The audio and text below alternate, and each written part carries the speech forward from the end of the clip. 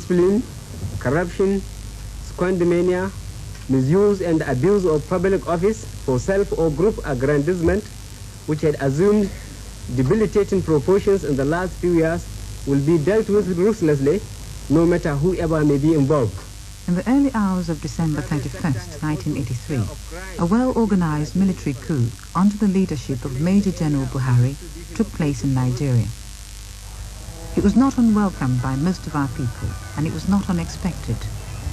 Our economy was in a mess, and yet we are not only the biggest country in Black Africa, we are, or should be, one of the richest.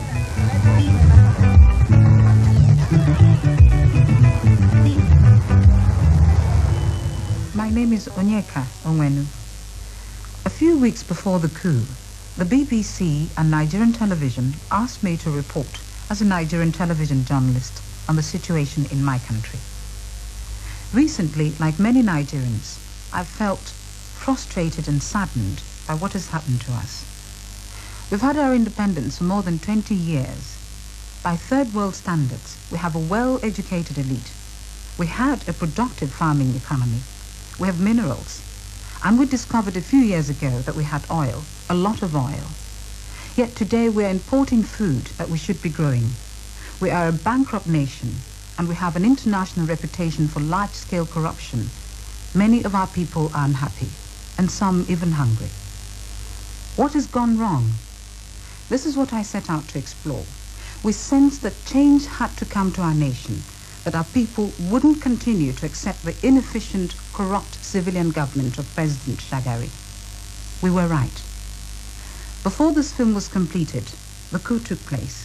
So our report, instead of being a prophecy, is now an explanation as to why the majority of my people, most of whom know what democracy is about and want it ultimately, welcomed yet another military takeover. I'm not a politician. I'm not an economist. The story I have to tell is a personal one about my hopes and fears for my country.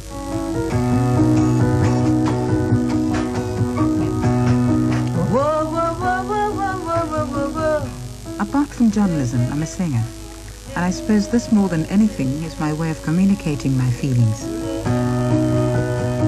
Yeah, I like that. Seem to have lost my way, yeah. Never be another day. Never be another night of a dream. I write my own songs. This one, we're rehearsing, is both a love song and a song about my country. I've sometimes thought of leaving Nigeria, yet every time I'm away, I miss it. Now.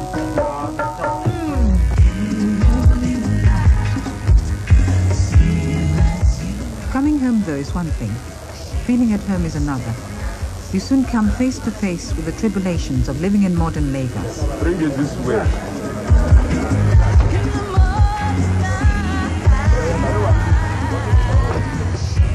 In most countries, once you pass through customs, you're all right. But not here.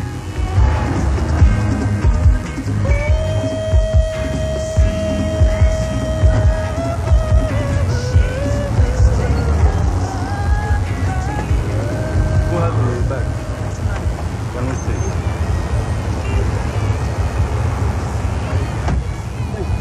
Move.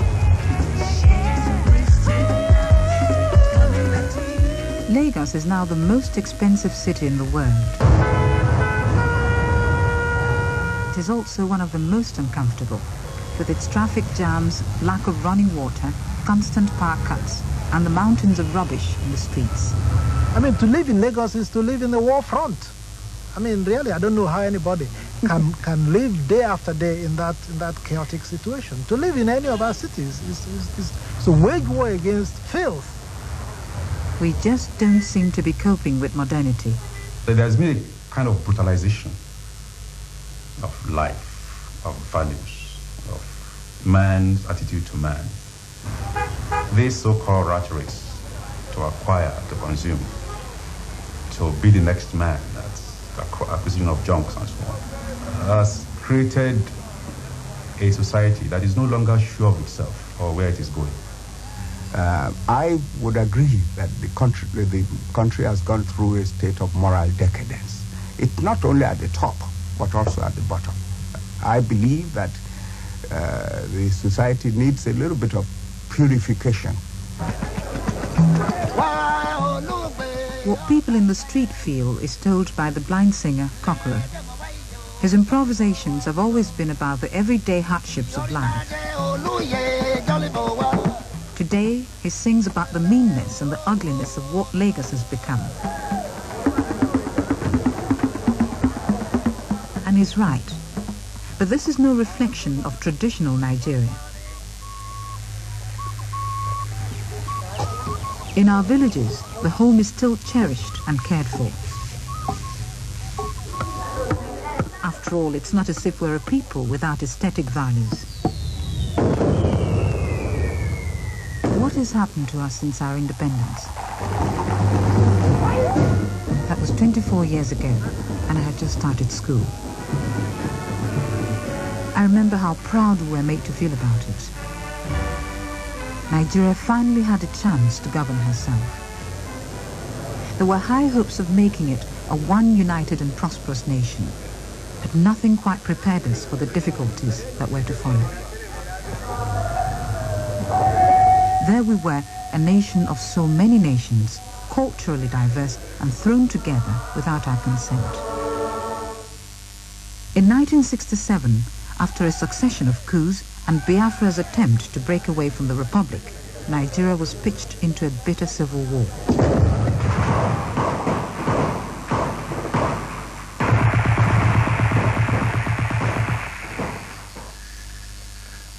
At the time, I was a girl of 14, an Igbo on the Biafra side. I helped out in hospitals treating people with malnutrition. I will always carry with me the pain and suffering that I saw around me.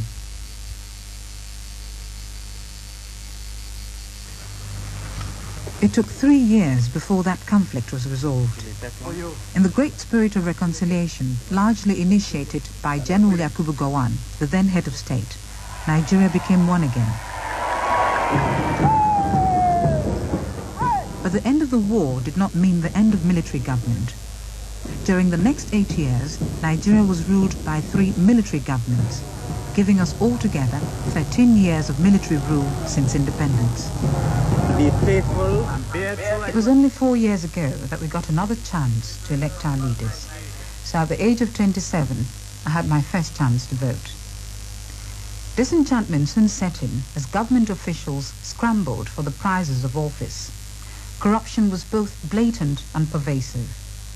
In the midst of a declining oil economy, individuals made millions. Some, it is rumored, billions, safely tucked away in foreign banks. Prices of basic goods shot up, while our currency, the naira, on the flourishing black market fell to 1/5 of its official level. What it meant to ordinary people could be seen in those few weeks before the coup. I don't buy before from you.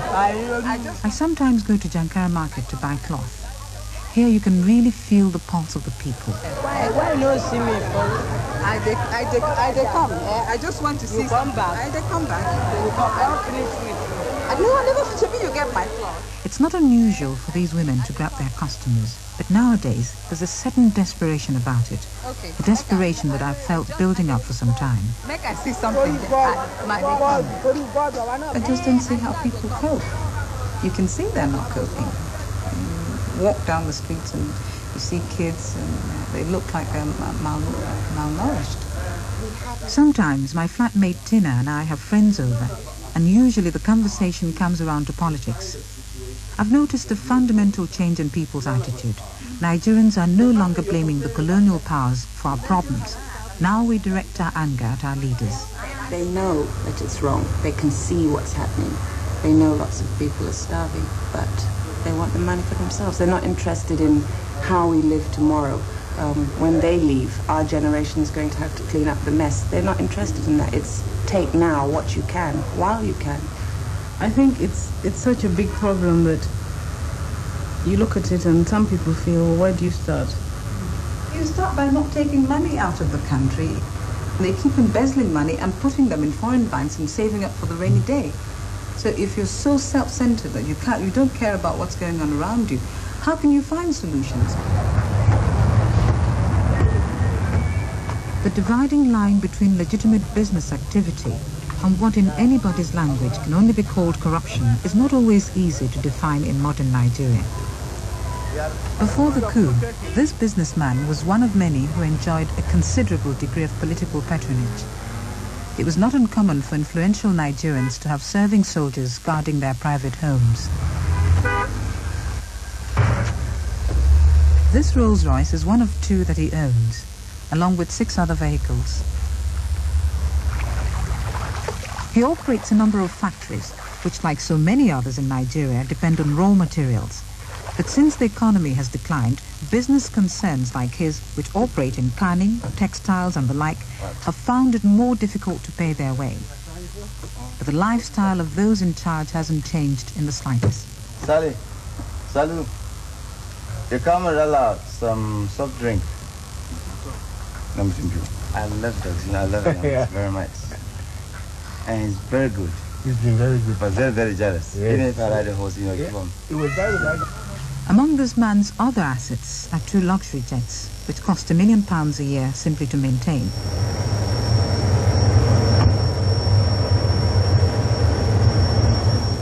And thrown in for good measure are 2 German pilots and a flight attendant. In spite of our disintegrating economy, the number of private jets among Nigerian businessmen has increased. So where has the money to finance this fantastic wealth come from? It sounds bitter, I know, but I think we should be asking these questions. After all, it's up to us Nigerians to make the economy work for all of us. Chief Asabia, Managing Director of the First Bank of Nigeria. This economy here is 90% in Nigerian hands, and it's run by us, and we must accept responsibility for the way it runs or doesn't run. Share ownership of the major industries are all Nigerian now, or 60-65% Nigerian. Not to mention the fixed assets, which is fully Nigerian anyway. So there is no excuse for blaming anyone except Nigerians for what goes wrong. And with our oil, neither can we excuse ourselves like some other third world countries with the fact that we're undercapitalized.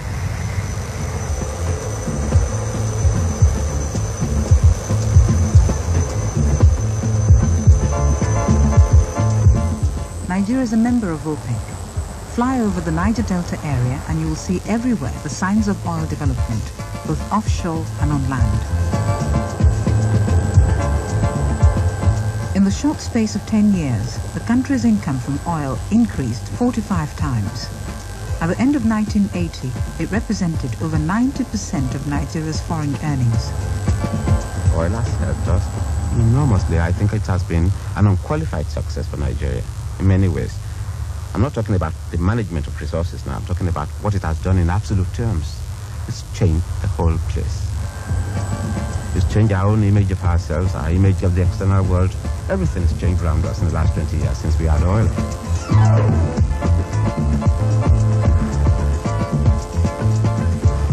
Undoubtedly, oil has brought development.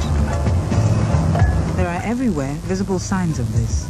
Motorways, international airports, new universities.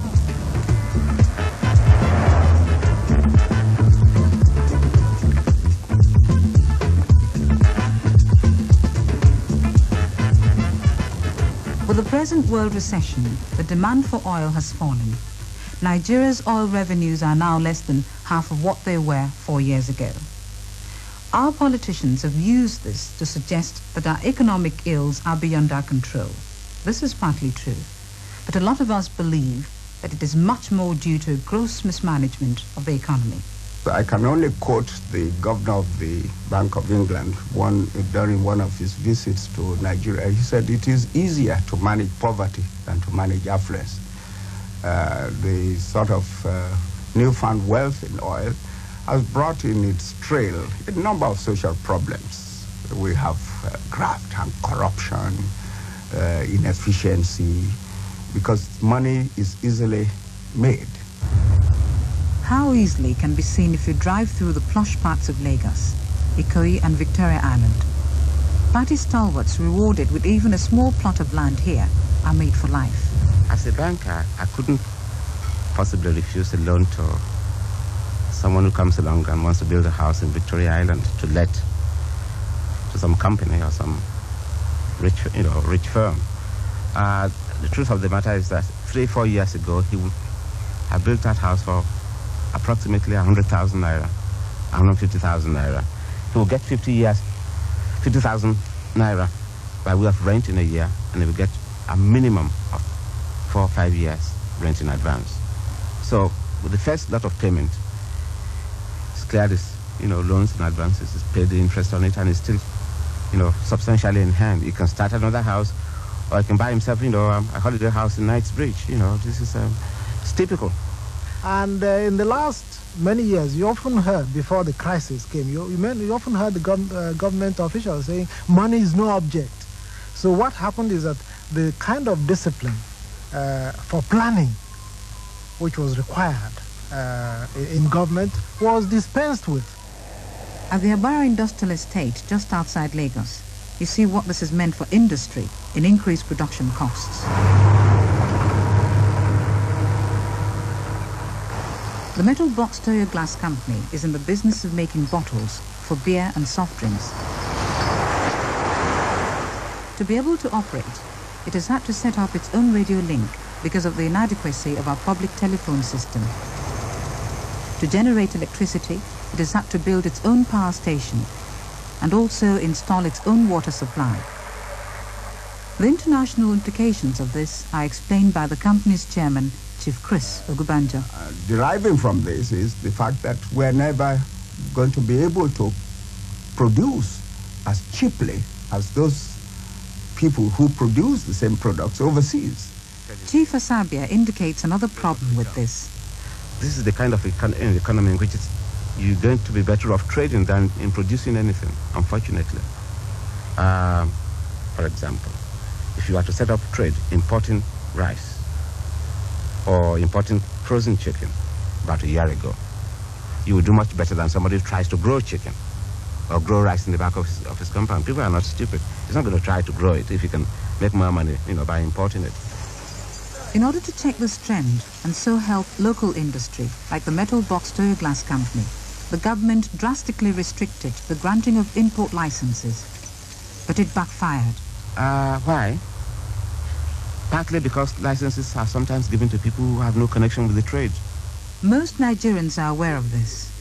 It is not only the subject of press attention and party gossip, but also a popular subject of satirical drama. I want you to make it bigger, robust. Here at the Peck Theatre in Lagos, there's a rehearsal of a new play that explains the problems a businessman suffers when he tries to obtain an import license. Have you been to the ministry lately? I have several times. But the minister keeps referring me to the permanent secretary, who keeps referring me to the task force in charge of import licenses, who keeps asking me to come back every week. Yes, come in.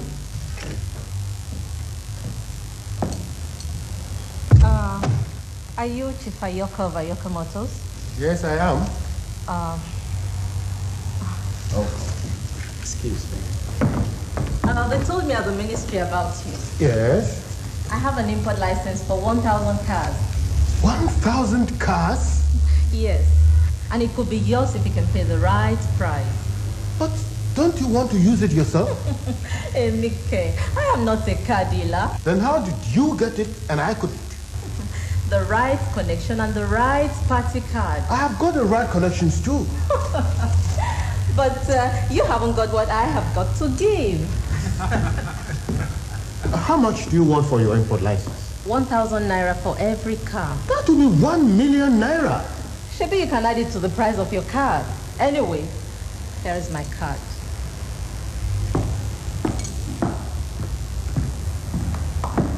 Now, wow. What was that I heard? You heard what you heard, my brother. Bottom power. Right from the top. Hey. The trouble is that this system of making cheap money has become a way of life for some of our government officials. Some people believe that it is their entitlement. This is all what government is all about. And until we can get them to appreciate that that is not the way to run a society which is built on order and good government, then we're going to be faced with the danger of the society revolting against this. Since the oil boom, the government has received vast sums of money, and it has spent it, not always wisely or even honestly. Look at our new federal capital at Abuja. It was a bold concept done with the best of intentions. The idea was to build a well-planned city in the center of the country, not only to relieve the congestion of Lagos down on the coast, but also to foster unity among Nigeria's many diverse ethnic groups. But reality has fallen short of the dream, even with so much money spent. Dr. Obinani, Abuja's supervising architect, acknowledges this. I think as of today, the environment to FCDA is about 1.3 billion. 1.3 billion has been put in here. It does not show. Abuja was planned. The implementation has not followed the line of the planning. I don't think in that respect, I think we have not fully learned.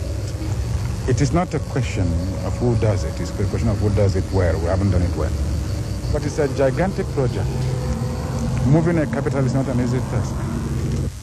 Many architects involved in the Abuja project have become frustrated by the way government officials have awarded contracts to the wrong people. There's particularly been corruption in the granting of mobilization fees. This is money advanced to a contractor to enable him to buy materials. A number of, responsible contractors did use this in a sensible kind of way to mobilize, to purchase equipment and material and so forth in advance of getting started. But it has since fallen into disrepute because a great many contractors of the, not so good category have simply not spent the money on the project. They've spent it on something entirely different. A theme taken up in the new Peck Theatre play. Ah, Mr. Preston, you are here. What's the position? Well, a 25% mobilization fee was approved along with your contract. Thank God, at long last. Thank God for nothing. There is no money to pay you mobilization fee. Look, my friend, what's your show? Which one you day? Why are you trying to be difficult? What do you need mobilization fee for anyway? Oh, to mobilize, to buy the bulldozers, the graders, and all the necessary equipment. But you are supposed to have those already. You said so in your application form. Application and what I put on were a mere formality. You know that. Why? The Germans, the Italians, the French, the British, all these people come here, you give them mobilization fee.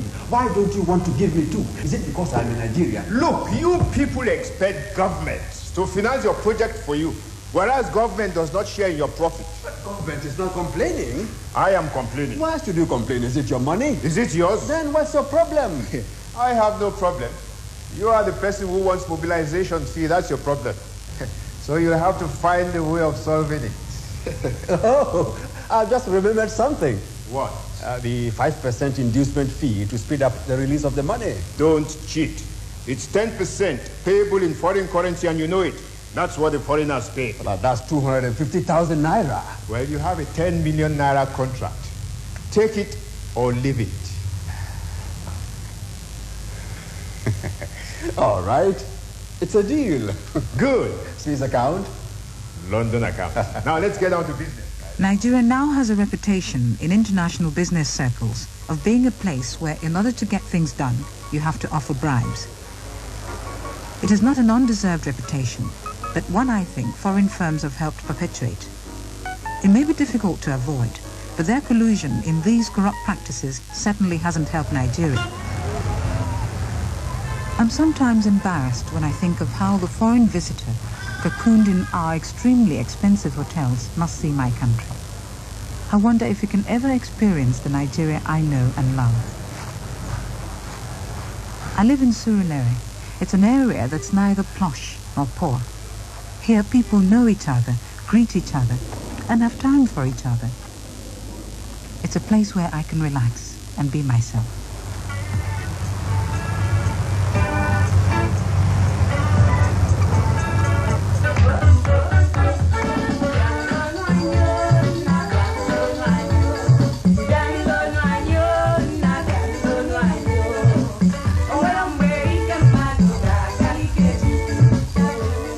But Lagos has become a hard place. Friends are so uptight these days, suffering from the stresses you associate with cities like New York. Exciting, perhaps, but not conducive to easy living. Let's get to work.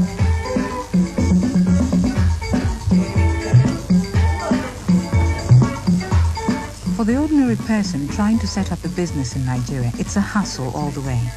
There's an incredible pressure to play along with the system.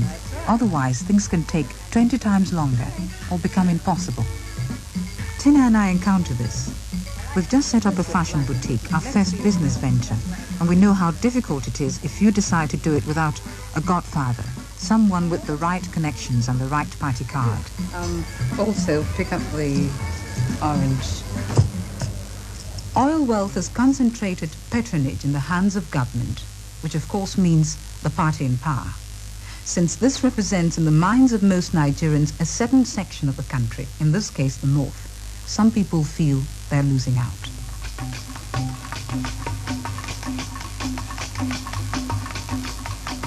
They draw waters up country from the rivers. The Aborigines upon the banks are left dry in their tenements.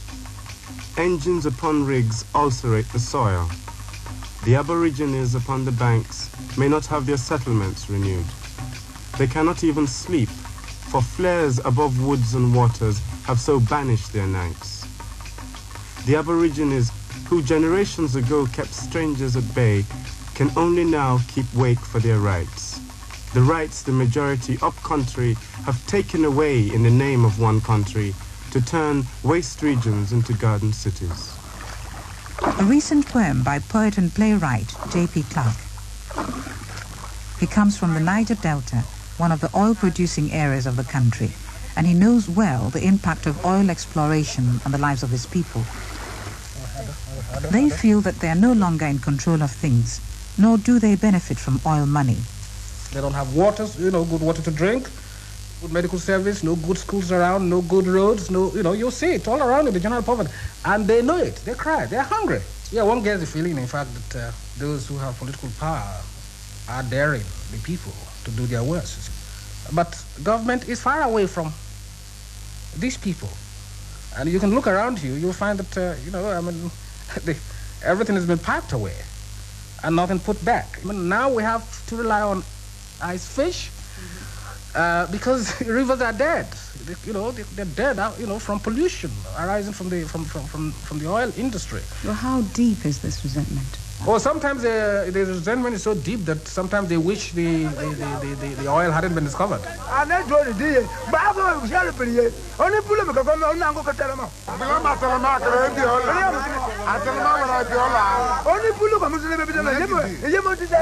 Today in Nigeria, divisions are increasingly on the basis of class, between those who have and those who have not.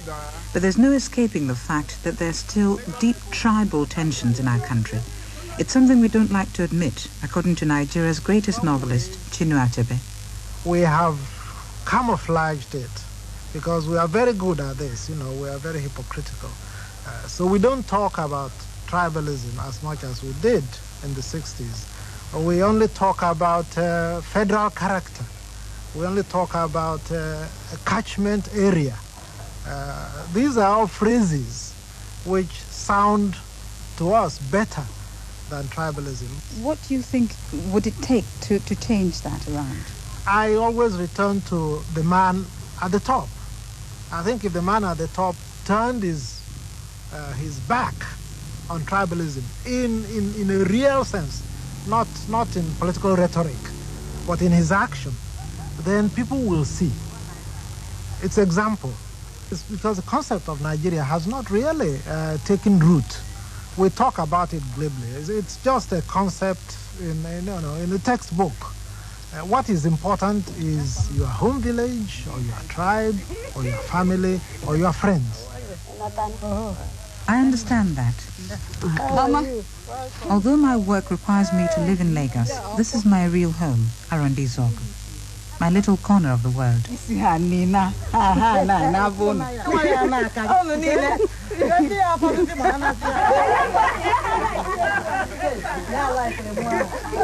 Part of me will always remain here.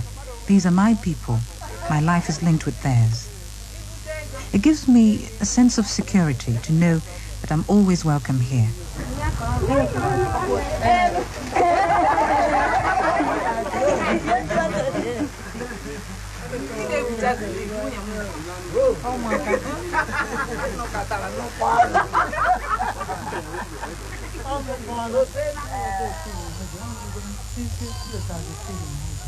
But my home is now threatened.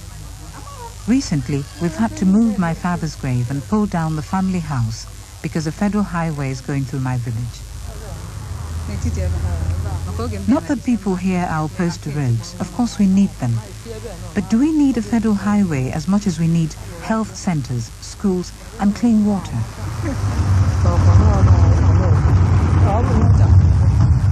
Things will never be the same again.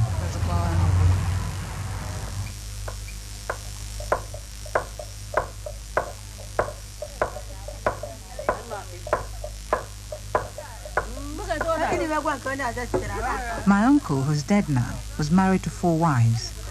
And according to our tradition, they are also married to me, since I'm a member of the family. So I can expect a lot of pampering when I come home. Often I threaten to sack them all if they don't behave. On the other hand, they can come to me with their problems, and often this has to do with money. I'm expected to help out.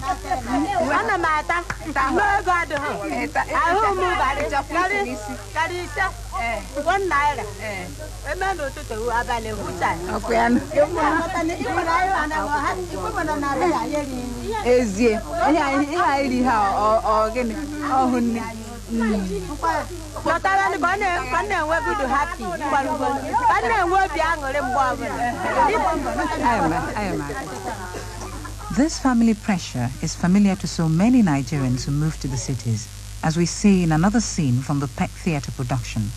Here's a telegram for you. Obligations are not just to the immediate family, but extend to aunts, uncles, cousins, and even remote kinsmen. What is it? Auntie Tola is ill. They want me to send 350 naira home. So? And what about Olu's school fees? You promised to give it to me today. It's more urgent. Your brother's school fees can wait. No, it can't wait. It's only 150 naira. Please let me have it. Try and be reasonable. I said no. You promised to give it to me today. And besides, the boy may lose his chance for sitting for his GCE if he doesn't pay up by tomorrow. You know that? We can talk to the principal and explain Look, it. Tunde, if you know you're not going to pay, just let me know. Then I will know your family comes first and mine is unimportant. You know that is not true. Already your nephew John is waiting for you in the other room. John! Your uncle is home. Welcome, Uncle. John, what do you want here, Nick? Now, job I can't find, Uncle. Papa say make I stay with you for some time. You think it's easy to find jobs in Lagos? Papa say you go help me, care. After all, I'm a big man. You people will ride a willing horse to death. That was the landlord. He says to remind you that the house rent is overdue. 250 naira. The obligation to help a kinsman, to take care of one's people, is a real problem for us, particularly when it comes to employment. A great many people have jobs that they cannot do. They don't even begin to understand them. They are in those jobs because they happen to come from a particular part of the country. It's a good thing to have geographical spread and have representation, but it is not helpful to the country. But as people, concerned, if they can't perform. We seem always to opt for the compromise candidate, not the best. We know. I mean, we have 3, 4, 5 good people, but the 6th somehow is the one everybody says, let him do it, because we don't want to trust A, we don't want to trust B. C comes from the wrong place. D is all kinds of reasons. So we end up with the 5th 11. We play our league matches with the 5th 11, and so we never win. Consider a public utility like electricity. Lack of cash and growth in demand only partly explains why Nigerians are regularly cast into darkness. Well, more money won't give you light, you see, unless you have people who are competent, who are efficient, to run the utilities. I think we have simply installed a regime of mediocrity. Nigeria Airways domestic service is an example of this. In most parts of the world, when you're given your boarding pass, you can expect to get on your plane. Not in Nigeria. Here, if you're smart, you immediately try to find the plane you're supposed to board and slip out before the others do, and the stampede begins. The only problem is that you're likely as not to be after the wrong plane. So suddenly you're all running in a different direction, with the young and the fast-footed leaving the old, the fat, and those with babies on their backs behind. Why you are doing this? What are you doing? You know you've made it only when you're safely on board. Stop! Stop! Stop! Stop! Come here. Come here. Where are you from? Where are you from? From where? I'm from Lagos. Lagos? Oh, yes. What is your duty? Perhaps the most despised of our public services is the customs. Move! Move! Here officials can become rich overnight, which is why, according to one report, it attracts so many university graduates. Come here! Come on, come here! Come here! Come here!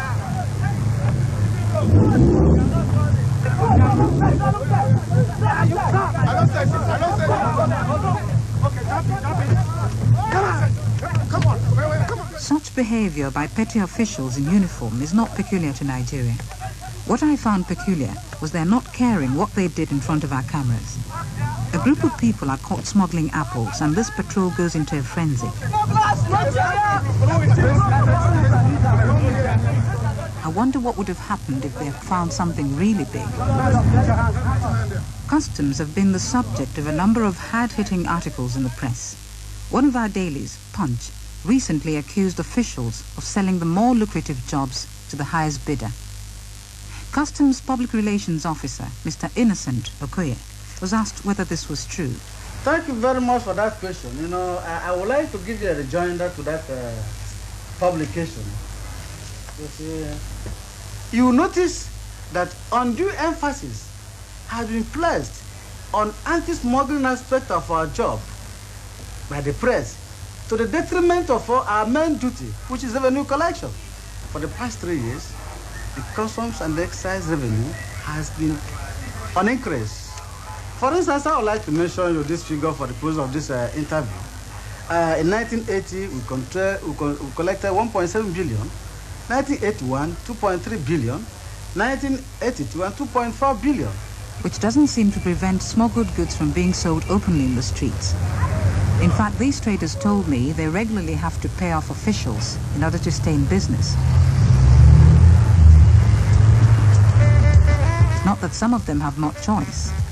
Nigeria, like the rest of the third world, has experienced the exodus from village to city, and people once there hustling a living as best they can.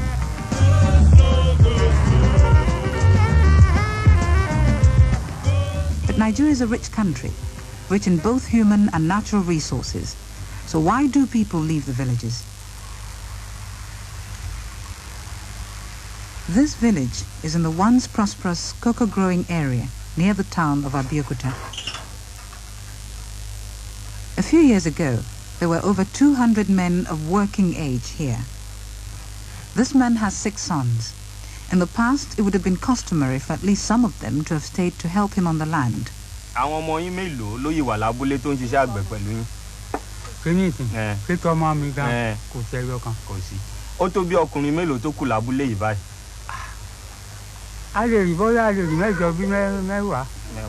all part of our present predicament. With oil, there was suddenly so much money in circulation, most of it to be earned in the towns.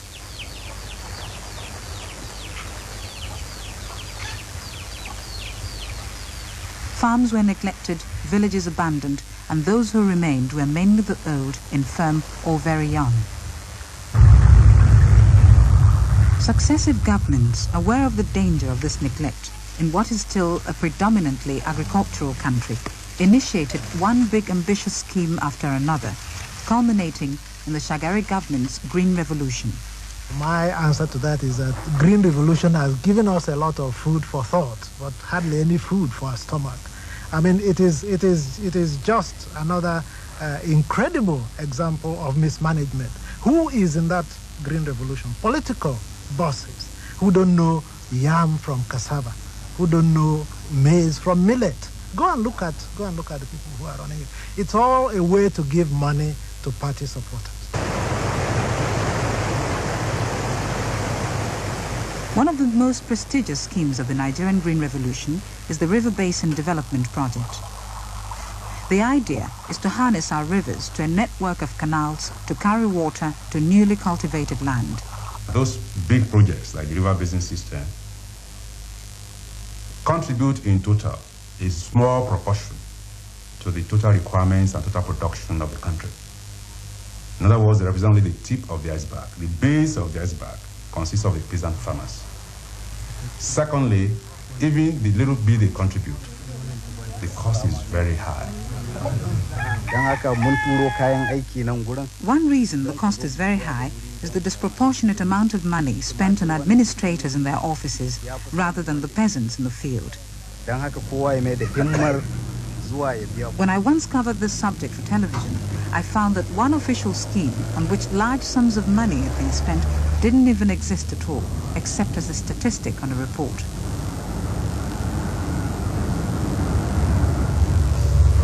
This is how so much of our oil money has been spent, on squandering, embezzlement and neglect. And now with the oil recession, its effect is really being felt, not so much by those with their overseas bank accounts, but by the poor. People on top everywhere tend to be blinded, and in Nigeria this is unbelievable. I believe they don't even know the country.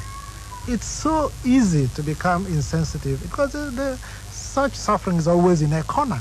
But if you are in Lagos and you're escorted by outriders and all the days of your life, you don't see these things, and if anybody mentions them, you think he's an enemy, he's a troublemaker. All this that you're seeing and all the views that you've heard were recorded before the recent coup. A coup that many see as simply a preemptive one by senior officers to head off a more violent action by younger, probably more radical elements in the army and elsewhere. The people in this country now realizes that our leaders only fight for their pockets, not to the welfare of the poor masses. As an ex-soldier, what do you plan to do about this? I've got some people of my kind of idea and belief that we have to gather ourselves together and we have to react. A kind of revolution. Now, my fear about that is that something beginning cannot be guaranteed. Some mindless person could take it over, and then you'll be in an Idi Amin situation. I don't want that kind of change, and this is why we ought to fight to bring about rational change through democratic processes. I think we shouldn't give up on this. I have to keep hoping, being optimistic about Nigeria, because there is no alternative. Would you ever leave this country? No, never. This is where God in his infinite wisdom planted me, and this is where I intend to live. I'll travel and come back, but I don't think one has a right even to go somewhere else where somebody else has cleaned up. I think this is where the work is, and this is where I shall be. Before making this film, I felt like moving to some other African country. I don't feel that way now. For the moment, at least, there's a sense of hope in Nigeria. How long that would last, I don't know. This country, like the rest of Africa, only so recently in charge of its own affairs, is still finding its way. It's easy to forget that we're trying to do in a matter of decades what it took the Western world centuries to do. Perhaps at the moment we're not doing it so well, but at least we're doing it ourselves. And as you can see, not without the ability to recognize some of our shortcomings. The fact that this film was made at all says something for Nigeria. Perhaps it may have seemed too critical in its assessment, but when I go down to Bar Beach, the one place in Lagos where the rich and poor alike mix and come together, and I talk with people, I know many Nigerians share my feelings of confusion and uncertainty about the way things have turned out since our independence. But we hope that this military government can change this, and that once they've done what has to be done, will not forget that ultimately it is democracy, our sort of democracy perhaps, that we want, and that is what we'll demand. We're a very persistent, argumentative and determined people, and we'll get it, one way or another. Then perhaps my song, our song, will be a happier one than the one I sing now.